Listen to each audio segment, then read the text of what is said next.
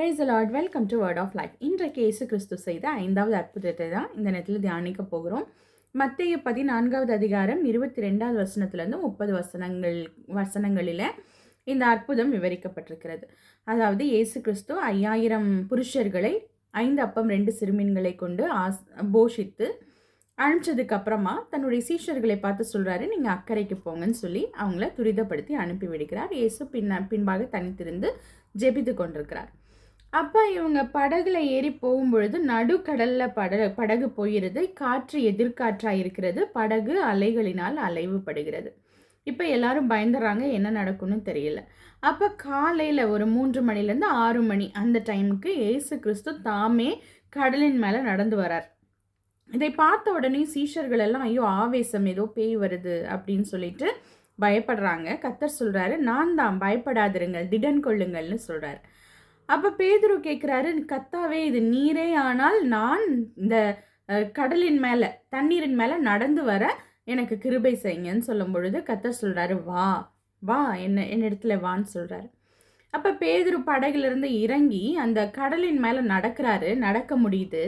திடீர்னு அந்த காற்றை பார்க்கிறாரு, எதிர்காற்று கொந்தளிக்கிற கடலை பார்க்கிறாரு. அப்படியே அமிழ்ந்து போகிறார். அப்போ ஆண்டவரே என்னை ரட்சியும்னு சொல்லி கூப்பிடுறார். அப்போ கர்த்தர் இயேசு கிறிஸ்து சொல்கிறார், அற்ப விசுவாசியை ஏன் சந்தேகப்பட்டேன்னு சொல்லி அவருடைய கரத்தை பிடித்து தூக்குகிறார். 2 பேரும், பேதுருவும் இயேசு கிறிஸ்துவும் படகுல ஏறுறாங்க. உடனே காற்று அமர்ந்தது என்று சொல்லி வாசிக்கிறோம். இந்த இடத்துல பாருங்க, இயேசு கிறிஸ்து தான் தன்னுடைய, அதாவது அந்த படகிலே போவதற்காக அவர் தான் சொல்கிறார். அதாவது நம்முடைய வழியை நமக்கு காட்டுகிறார். அதில் போகும்பொழுது எதிர்காற்று கண்டிப்பாக வரும். ஏன்னா சத்ருவானவன் நமக்கு எதிராக வருவான். அப்போ கர்த்தர் தாமே நடந்து வருவார். கர்த்தர் அப்படியே விட்டுட்டு வேடிக்கை பார்க்குறவர் இல்லை, கர்த்தர் அதன் மத்தியில் கடந்து வருவார்.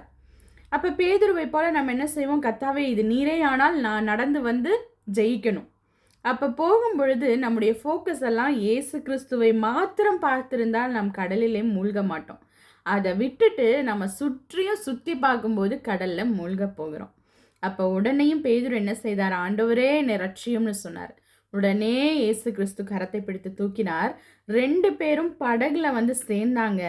உடனே காற்று அமர்ந்தது என்று வாசிக்கிறோம். இப்படி தான் நம்முடைய வாழ்க்கை பயணத்திலும் நிறைய எதிர்காற்று அடிக்கலாம்.